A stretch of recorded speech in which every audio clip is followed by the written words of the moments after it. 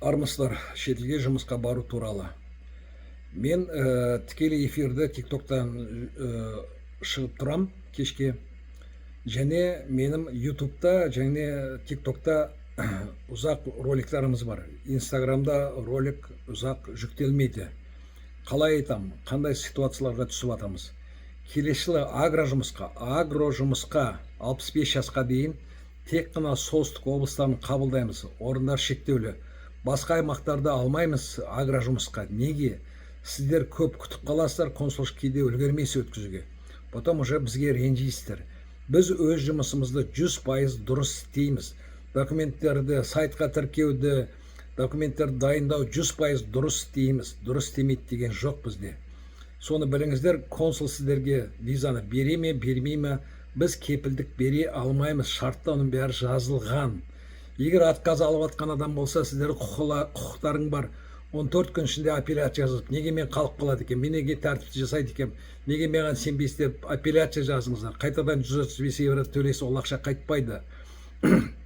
Сөйтіп жазыңыздар. Егер консул визадан отказ беріп жатса, консул сотқа бере аласыздар.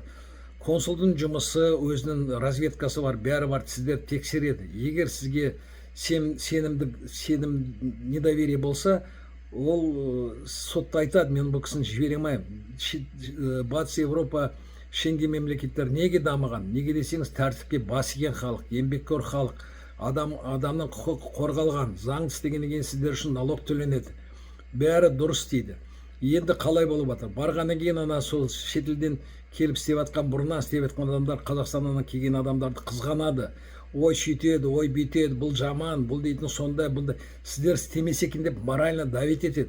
Сол үшін көп адамдар шығып басқа жұмысқа қашып кетіп жатсыздар. Батыс Европаға кетіп жатсыздар. Батыс Европада барған дұрыс емес. Шенген мемлекеттерінде қай мемлекет жұмысқа шақырды, сол жерде жұмыс істеуіңіз керек. Сол істеп жатқан жеріңізден вид на жительство, Польшада карта побыта дейді. Словакия мен Литваға сразу вид на жительство. Словакия барғаннан кейін сразу 2 жылға вид на жительство жасалады. Содан кейін сол мемлекетте ғана істейсіз. Ол карта побыта, вид на жительство сіздер ана Европа, Германияда, Норвегия, Данияда істей алмайсыздар. Ондай құқықтарыңыз жоқ. Соны біліңіздерші. Және мына алаяқтар турвизамен жұмысқа орналастырам дейді. Турвиза ол туристік виза, қыдыратын виза. Ешқандай құқықтарың жоқ. Мына Кореяның бытшысын шығарыңдар, енді Ұлыбритания, Англия деп айтасыздар, Ұлыбританияның бытшысын шығарып атсыздар. Барып жұмыс істеп, агро жұмысқа жұмыс істемей, басқа жақта қаңғырып жүрсіздер. Екінші виза ол мемлекеттерге алынбайды сіздерге. Қазір мына Австралия, Жаңа Зеландия, тағайсы Жапония дейді. Ұрынып атсыздар, Канада дейді. Америка құрама штатына жұмыс визасы берілмейді. Енді соны виза $100,000 жоғары сатып алыңдар, фура, кафе, ресторан. Содан кейін инвестиционный виза алып істеңіздер. Ондай ақшаларыңыз жоқ па? Онда қара жұмысқа шақырту берілмейді. Сол үшін мен айтайын. Барғаннан кейін сөйтіп алған адамдар кел бар оңбаған, Жансерік оңбаған деп атсыз. Кім оңбаған?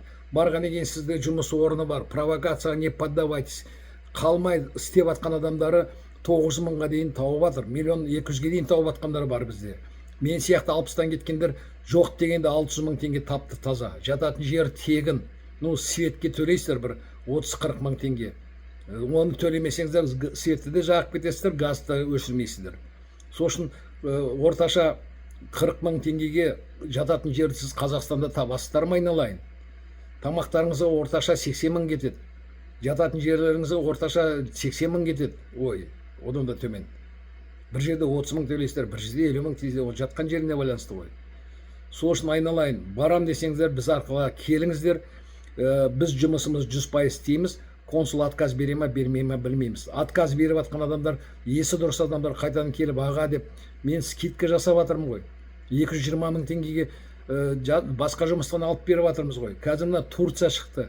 18-35 жасқа дейін самолет тегін, жататын жерің тегін, 3 мезгіл тамақ береді. Черногорияға 55 жасқа дейін үлкен курортный жерде істейсіздер. Жер көресіңдер, ел көресіңдер. Ояқта Туркия мен Черногорияда орташа 380 мың табасыңдар. Арасында чайы бар, чай пұлы бар. Енді виза керек емес. Барғаннан кейін жұмыс визасын бәрін дұрыстап береміз. Бізбе арқылы барсаңдар заңды жүресіздер. Біз арқылы барып, 1-2 ай, 3 ай істеңіздер, карта побытыға өткізіңіздер. Потом уже басқа жерге барам десеңдер барыңыздар, ешкім сізге қақпақ болмайды. Бірақ барғаннан кейін жұмысқа шақыртумен заңды түрде есікті тарс жаппай, олар дейтін тәртіп қой. Олар неге дамыған ел? Потому что тәртіпке бас иген. Тәртіпке бас иген құл болмайды, тәртіпсіз ел боламайды. Қазақстанды жамандамаңдар. Қазақстан өте керемет мемлекет. Міне қыстың күні форточканы ашып тастайсыңдар. Ол Жапонияда матрасын жылып, жылы матраста жатады, үйдің суық. Европада су дейтін қымбат болғаннан кейін суға жуынады, потом туалетіне төгеді. Оның қасында біз дейтін кереметпіз ғой. Бірінші елің жамандар алдында ойланып алыңдар, қанша салық төлеп жатсыздар. Не салық төлегілеріңіз келмейді кейбіреулері. Сол үшін Қазақстанда өте керемет мемлекет, бізге тыныштық керек. Жай ғана жұмыстарың істеңдер, істемейін десеңдер, Қазақстанда шекара ашық қой. Заң түрде барыңызда да Қазақстан мен Европаның арасында көпір салыңдар.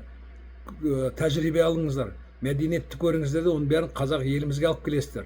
Қазақстанға жетпейді ешқандай мемлекет. Болашақта мықты мемлекет боламыз. Сол үшін заңды барам десеңіздер, кел бар, компанияның есігі ашық. Қалай түнде звондайсыз, міне таң атпай 6-тан бастап қоңырау соғып жатсыздар, түнгі сағат 1-де звондайсыздар. Біздің жұмыс уақытымыз сағат 10-нан кешкі 18:00-ға дейін. Сенбі күні біз сағат 10-нан 16:00-ға дейін істейміз. Біздің электронды почтамыз жазылған kelbar.kz@gmail-да. Және мен тікелей эфирінде бар. Менің жекеме жазыңыздар. Проблем болса айтыңыздар. Мен телефонымда почтаға жазсаңызшы, телефонымда бар, жұмыс телефоным. +7 702 234 76 69. Қанша жыл болған номер телефоным. Хабарласыңыздар, қоңырау салмаңыздар, атыңызды, жасыңызды, қай жерде прописка, және қандай проблема. Менің клиент болсам, номер, договор жазыңыз, мен базадан қарап, бәрін сізге жауап береміз. Айқайлап келіп ап, айқайлау керек емес. Айқайласынан түк шықпайды. Арыз жазыңыздар, біз сізге арызға жауап береміз. Сол жауап бергеннен кейін сотқа бересіздер ма, не дейді, мешітке барып қарғайсыз ба, өзіңіз біліңіз. Қарғыс дейтін дұрыс болмаса, қарғыс өздеріңізге қайтып келеді. Мен Құдайдың алдында, заңның алдында таза адаммын. Ар намыс ешкім не отменял. Сосын бар болайық, бай болайық, берекелі ер болайық, істеген ісіміздің бәрі берекесі болсын. Ең маңызды, ана айқаймен бүйтем алам деп керек емес. Шетелде де жүрсеңіздер де, сол шетелдің заңы, уже действует закон, где вы находитесь. Қазақстан заңы Қазақстанда, шетелдің заңы шетелде. Сол шетелдің заңы бойынша жауап бересіздер. Жақсы айналайын. Біздің мақсат білім алу, білімді болайық. Ана Ұлыбритания деп мен ролик жібердім, 35 мың теңге деп. Мен шын айтса Ұлыбритания көмектесемін. Келсеңдер, дұрыс сайтты берем. Қазақстанның бір компаниясы Ұлыбританияға жібере алмайды. Аграчар, Оштродок, Фуджопс дейді, бұл не, Агропрактик деген компания. Мен Оштродокқа барған, ол Польша компаниясы. Бірге істейік дегенде жоқ, біз тендерді ұтып алдық. Біз тегін істейміз, тегін көмектесеміз. Бірақ консул отказ беремей, бермейді, олар да кепілдік беремейді. Жақсы ма? Сосын бәрі бар, хабарласыңыздар, заңмен жүрейік. Егер өздеріңіз түсінбей жатсаңдар, заңгерлер бар, төңіректеріңізде, семьяңызда білімді адам бар шығар, көршіңіз бар шығар, әбден ақылдасыңдар. Егер бір жаққа шетелге жіберем деп жатса, шарт қотырыңыздар. Шетелге жұмысқа бару үшін шетелде атыңызға жұмысқа шақырту келеді. Соны сайтқа тіркеліп, ертең документ тапсырасыз. Жұмысқа шақырған орында да тексереді. Миграционный полиция шекараны да тексереді. Ең маңыздысы, сотталсаңыз, сотталмаған және наркопсиходиспансерде учетта болмаңыз керек, және Қазақстан шекарасынан шығуға шектеу болмасын.